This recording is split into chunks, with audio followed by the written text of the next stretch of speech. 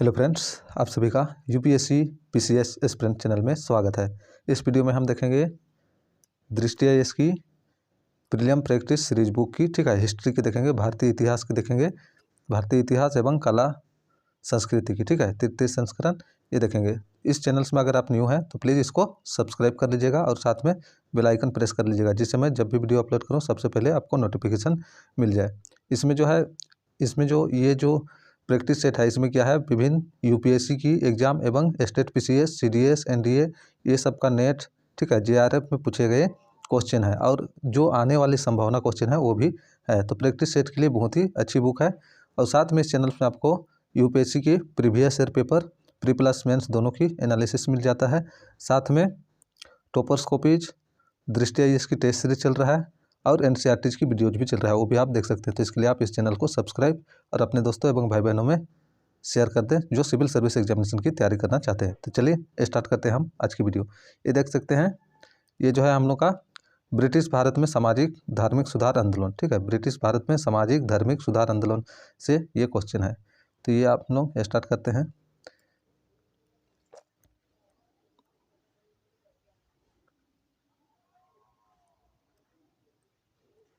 तो ये रहा फर्स्ट क्वेश्चन।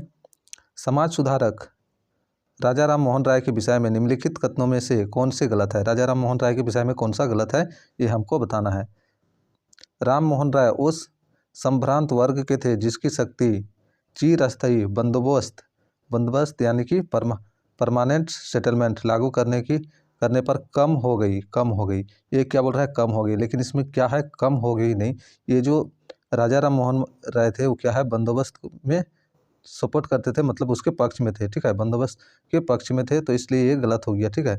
ये नंबर ही क्या है, गलत हो गया इसमें। और पूछा गया है कौन सा गलत है। आगे देखते हैं हम लोग। उन्होंने वेदांत और अद्वैतवाद और ईसाई ईश्वर रैक्यवाद दोनों का अध्ययन किया। तो ये सही है, उन्होंने जो है दोनों वेदांत और अद्वैतवाद और ईसाई ईश्वरवाद दोनों का अध्ययन किया था। उन्होंने उपनिषदों का बंगाली में अनुवाद किया। उपनिषद का क्या है, बंगाली में अनुवाद किया था। तो इस प्रकार सी भी सही है। उनका पहला संगठन आत्मीय सभा था जिसकी स्थापना कलकत्ता में 1815 में हुई थी। तो डी भी सही है। इस प्रकार ए इसका क्या है, गलत हो गया, ठीक है, ए क्या हुआ गया, गलत हो गया। इसकी व्याख्या हम लोग देखें।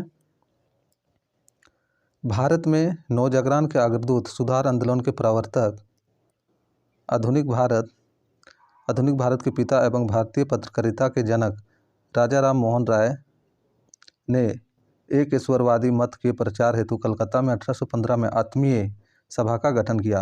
अतः कथन डी सही है। तो राजा राम मोहन राय जो है पत्रकारिता का जनक है, ठीक है, पत्रकार का उन्होंने शुरुआत किया था और आधुनिक भारत के पिता कहा जाता है। इन्होंने क्या किया, एक ईश्वरवाद के मत में कलकत्ता में एक संगठन बनाया जिसको आत्मीय सभा का गठन कहते हैं, जिसलिए कथन डी क्या हो गया, सही हो गया। आगे देखें हम। उन्होंने वेदों के अध्ययन के साथ इस्लाम के एक ईश्वरवाद, सूफी मत के रहस्यवाद, ईसाई धर्म के आचार शास्त्रीय नीतिपरक शिक्षा आदि का अध्ययन किया। वह इनके प्रबल समर्थक थे। अतः कथन बी भी क्या है, सही है। उन्होंने उपनिषदों का बंगाली में अनुवाद किया, इसलिए कथन सी सही है। आरसी दत्त एवं राजा राम मोहन राय जैसे विद्वान अस्थायी बंदोबस्त प्रणाली के समर्थक थे। तो देख लीजिए, आरसी दत्त और राजा राम मोहन राय जो ये क्या थे, बंदोबस्त प्रणाली के समर्थक थे, इसलिए कथन एक क्या हो गया, गलत हो गया।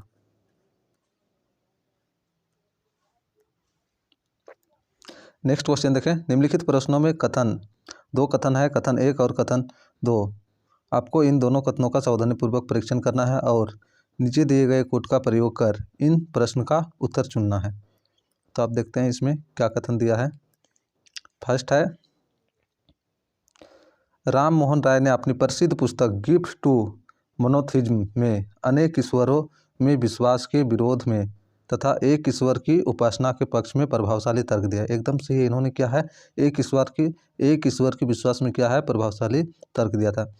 राम मोहन राय ने अपनी प्रीसेप्ट्स ऑफ जीसस में न्यू टेस्टामेंट के नैतिक और दार्शनिक संदेश को पृथक करने का प्रयास किया। ये भी सही है, ठीक है। तो इसकी दोनों कथन क्या है, सही है।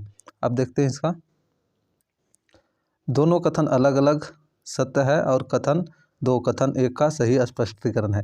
नहीं, कथन 2 है, कथन 1 का स्पष्टीकरण, दोनों अलग अलग बुक से है। दोनों कथन अलग अलग सत्य है और कथन 1 का सही स्पष्टीकरण नहीं है। ठीक है, तो इस प्रकार ये सही हो गया क्योंकि स्पष्टीकरण नहीं है, दोनों अलग अलग हो गया। कथन 1 सत्य है किंतु कथन 2 सत्य नहीं, कथन 1 असत्य है किंतु कथन, तो इसमें क्या हो गया, ऑप्शन नंबर 2।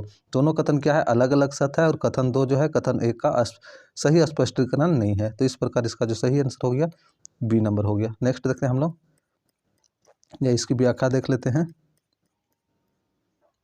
ये रहा इसकी व्याख्या। राजा राम मोहन राय ने एक ईश्वरवादियों को उपहार नामक पुस्तक लिखी जिसमें उन्होंने एक ईश्वर की उपासना के पक्ष में तर्क प्रस्तुत किए, अतः कथन 1 सही है। राजा राम मोहन राय ने 1920 में प्रीसेप्ट्स ऑफ जीसस नामक अपनी पुस्तक में न्यू टेस्टामेंट की नैतिक एवं दार्शनिक संदेशों को उनकी चमत्कारिक कहानियों से पृथक करने का प्रयास किया, अतः कथन 2 सत्य है। तो दोनों कथन क्या है, सत्य है। नेक्स्ट नंबर देखते हैं 3 नंबर, यानी कि निम्नलिखित में से किसको या किनकी स्थापना राजा राम मोहन राय द्वारा की गई थी। तो आत्मीय सभा हम लोग देख चुके, ऊपर भी आत्मीय सभा राजा राम मोहन राय ने किया था। ब्रह्म समाज, ये भी ठीक है, ब्रह्म समाज भी है। प्रार्थना सभा ये नहीं, सरस्वती दयानंद किए थे। आर्य समाज जिसको भी नहीं किए थे। तो इसमें क्या हो जाएगा, सी नंबर 1 और 2। ठीक है, राजा राम मोहन राय ने क्या, आत्मीय सभा और ब्रह्म समाज का स्थापना किए थे। इसकी व्याख्या देखें हम। एक ईश्वरवादी मत के प्रचार हेतु वर्ष 1815 में राजा राम मोहन राय ने आत्मीय सभा की स्थापना की। ठीक है, वर्ष 1828 में राजा राम मोहन राय ने कलकत्ता में ब्रह्म समाज की स्थापना की, जिसे बाद में ब्रह्म समाज कहा गया, अतः विकल्प सी सही है। महाराष्ट्र में वर्ष 1867 में डॉक्टर आत्माराम पंडुरंग ने प्रार्थना समाज की स्थापना की। तो प्रार्थना सभा की स्थापना किसने किया, डॉक्टर पंडुरंग ने। नेक्स्ट देखें, मतलब इसका वर्ष 1875 में दयानंद सरस्वती ने मुंबई में आर्य समाज की स्थापना की। तो देख लीजिए, आर्य समाज की स्थापना दयानंद सरस्वती ने। वर्ष 1877 में आर्य समाज का मुख्यालय लाहौर में स्थापित हुआ। आगे क्वेश्चन देखें 44 नंबर, यानी कि निम्नलिखित में से किसने 1815 में आत्मीय सभा की स्थापना की। आत्मीय सभा अभी हम लोग देखें किसने किया था, राजा राम मोहन राय। तो ये सी नंबर हो जाएगा। आगे देखें 5 नंबर, ब्रह्म समाज के बारे में निम्नलिखित में से कौन सा या से कथन सही है। इसने मूर्ति का पूजा का विरोध किया। इसने क्या, मूर्ति का पूजा का, ये सही है। ब्रह्म समाज क्या है, मूर्ति की पूजा का विरोध किया। धार्मिक ग्रंथों की व्याख्या के लिए इसने पुरोहित वर्ग को अस्वीकारा।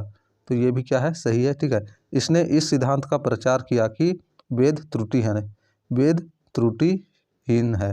तो इसका, तो ये गलत है क्योंकि इन्होंने इसका प्रचार नहीं किया था। ठीक है, तो 1 और 2 सही है। नेक्स्ट देखें यहाँ पे, निम्नलिखित कूटों के आधार पर सही उत्तर चुने। केवल एक, बी नंबर 1 और 2। तो हम लोग देखें 1 2 सही है, 3 गलत है, इसलिए क्या हो गया, बी नंबर इसका आंसर हो जाएगा। व्याख्या देखते हैं। 1828 में राजा राम मोहन राय ने ब्रह्म समाज की स्थापना की। ब्रह्म समाज की स्थापना का उद्देश्य एक ईश्वरवाद की उपासना, मूर्ति पूजा का विरोध, पुरोहितवाद का विरोध, अवतारवाद का खंडन आदि। देवेंद्रनाथ टैगोर व केशव चंद्र सेन ने ब्रह्म समाज की सदस्यता ग्रहण की। आचार्य केशव चंद्र सेन ने उदारवादी विचारों से ब्रह्म समाज की लोकप्रियता को और बढ़ा दिया। ब्रह्म समाज ने धार्मिक ग्रंथ की व्याख्या के लिए मानक बुद्धि को आधार बनाया और इसी कारण इसने पुरोहित वर्ग के अस्तित्व को अस्वीकारा। तो देख लीजिए, इसने क्या है, पुरोहित वर्ग को अस्वीकार किया था, इसलिए कथन 3 क्या हो गया, हम लोग का गलत हो गया। नेक्स्ट है, वेदों की त्रुटिहीनता को प्रचारित करने का श्रेय दयानंद सरस्वती की आर्य समाज को जाता है, ना कि ब्रह्म समाज। तो इसको किस में जाता है, आर्य समाज को, ब्रह्म समाज को नहीं जाता, इसलिए क्या हो गया, ये गलत था। ठीक, देखते हैं 6 नंबर, निम्नलिखित में से कौन सा या से कथन 19वीं शताब्दी की माध्य की बंगाली पाठ्य पुस्तक वर्ण परिचय के बारे में सही है। वर्ण परिचय के बारे में कौन सा सही है। इसे राजा राम मोहन राय ने लिखा था। नहीं, इसे राजा राम मोहन राय ने नहीं लिखे थे, विद्यासागर ने लिखे थे। ठीक है, या उस समय की सर्वाधिक उपयोग की जाने वाली बंगाली प्रविष्टिका थी। तो ये सही है, उस समय क्या है, इसको सबसे ज़्यादा प्रयोग किया जाता था। ठीक है, तो इस प्रकार क्या हो गया, इसका जो है कथन 1 गलत हो गया, कथन 2 सही। तो केवल और केवल क्या हो जाएगा, बी, ऑप्शन नंबर बी। ठीक है, केवल 2। इसकी व्याख्या देखें हम। बंगाली पाठ्यपुस्तक वर्ण परिचय को 1855 में ईश्वरचंद्र विद्यासागर, ठीक है, ईश्वरचंद्र विद्यासागर ने लिखा था। यह बंगला वर्णमाला सीखने की तार्किक सिद्धांतों की व्याख्या करती है। यह उस समय की सर्वाधिक उपयोग की जाने वाली बंगाली प्रवेशिका थी। अतः कथन 2 सही है और कथन 1 गलत है। आगे बढ़ें हम। ब्रह्म समाज के बारे में निम्नलिखित में से कौन सा एक सत्य नहीं है? ब्रह्म समाज के बारे में कौन सा एक सत्य नहीं है वो हमको बताना है। इसने वैदिक धर्म ग्रंथों को अमोघ समझा। वैदिक धर्म ग्रंथों को अमोघ समझा नहीं, अमोघ नहीं समझा था, इसलिए ये नंबर ही क्या है यहाँ पे गलत हो गया। इसने मूर्ति पूजा का विरोध किया। ये मूर्ति पूजा का क्या है विरोध किया, आप लोग ऊपर भी देख चुके पहले, ठीक है। इसने एक ईश्वर की पूजा पर बल दिया, ये भी सही है। इसने पुजारियों की मध्यस्थता के बिना ईश्वर की पूजा पर बल दिया, ये भी सही है। तो क्या है, ए नंबर इसका गलत है, ठीक है। ये हम लोग ऊपर व्याख्या देख चुके हैं, अगर आप देखना चाहिएगा तो PDF से पढ़ लीजिएगा। आगे देखें हम 8 नंबर। निम्नलिखित में से कौन से औपनिवेशिक भारत में स्त्री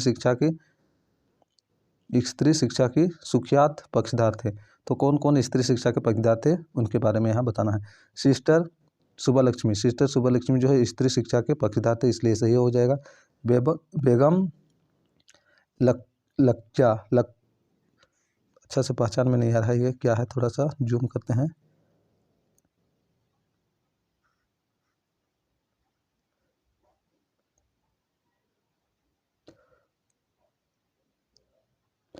बेगम शक्या सखावत हुसैन, बेगम शक्या सखावत हुसैन, तो इन्होंने भी क्या है स्त्री शिक्षा का समर्थक थे। तो 1 और 2 दोनों क्या है सही है। आगे देखते हैं हम लोग।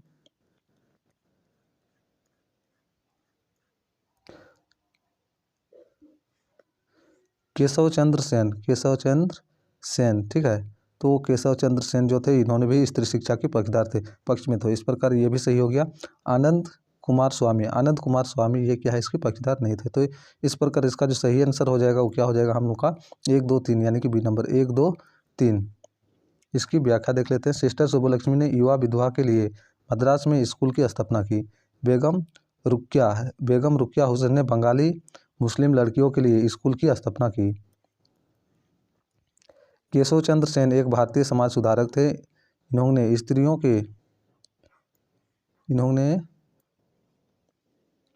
स्त्रियों के उदार स्त्री शिक्षा आदि सामाजिक कार्यों के लिए महत्वपूर्ण योगदान दिया।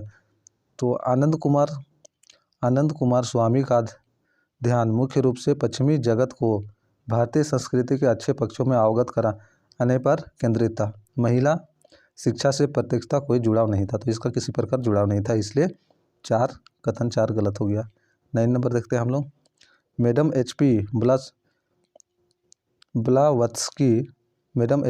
HP ब्लावत्स्की की थियोसॉफिकल सोसाइटी के विषय में निम्नलिखित में से कौन सा एक सत्य नहीं है? कौन सा एक सत्य नहीं है वो बताना है। इसे भारत के बाहर स्थापित किया गया था, एकदम इसे भारत के बाहर स्थापित किया गया था, ठीक है। इसने प्राचीन धर्मों के पुनरुत्थान का प्रतिपादन किया, तो ये भी सही है। इसने प्राचीन भारत की जो प्राचीन धर्म है उसको पुनरुत्थान किया। इसने पुनर्जन्म के सिद्धांत को मान्यता दी, ये भी सही है। या सार्वभौम बंधुता के विचार पर मौन थी, नहीं मौन नहीं था, ये सार्वभौम बंधुता के विचार पर मौन नहीं था, तो इसका ये डी नंबर गलत हो गया, ठीक है। 17 नवंबर 1875 को मैडम HP ब्लावत्स्की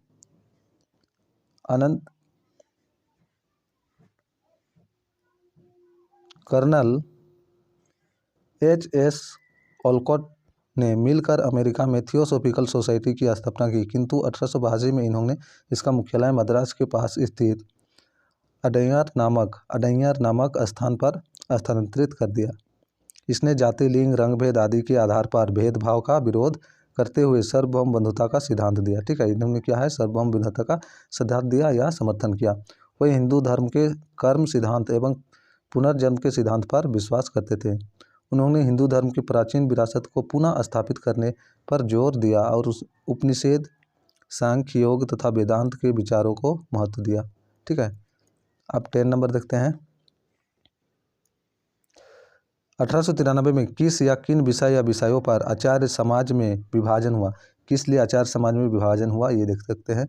तो मांसाहार बनाम शाकाहार, तो देख लीजिए कुछ मांस खाने वाले कुछ शाकाहार थे, इसके मतभेद के कारण क्या हुआ, जो आर्य समाज थे उसमें क्या हो गया विभाजन हो गया, तो ये 1 नंबर सही है। जाति व्यवस्था तथा विधवा पुनर्विवाह, इसमें नहीं, इसके कारण जो है विभाजन नहीं हुआ था।